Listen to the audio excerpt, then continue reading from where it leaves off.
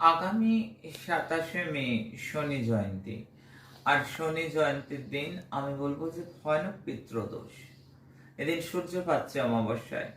100টা ছকের মধ্যে 99টা ছক পিতৃদোষে আক্রান্ত। পিতৃদোষ থাকলে ব্যবসায় উন্নতি হয় না, বিবাহ হতে চায় না, ঘরে তারাক্কি লাগতে চায় না, অর্থ থাকতে চায় না, কোনো ক্রমে কোনো ব্যবসা বাণিজ্য কোনো কিছুতেই স্টেবিলিটির অভাব থাকে। সর্বদা গৃহে অশান্তি মনান্তর লেগে থাকে, মনে কথা অস্তব্যস্ত থাকে, কোনোভাবে শান্তি সুস্থির পরিবেশ থাকে না। তাই কোনো পুজো যজ্ঞের ফল পায় না যতক্ষণ পিতৃদোষ থাকে।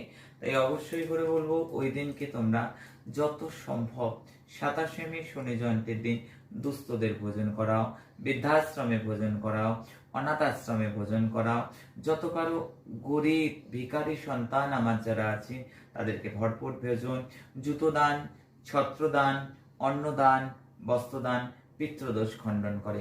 শনি জয়ন্তীর দিন 27শে মে মিস না হয়।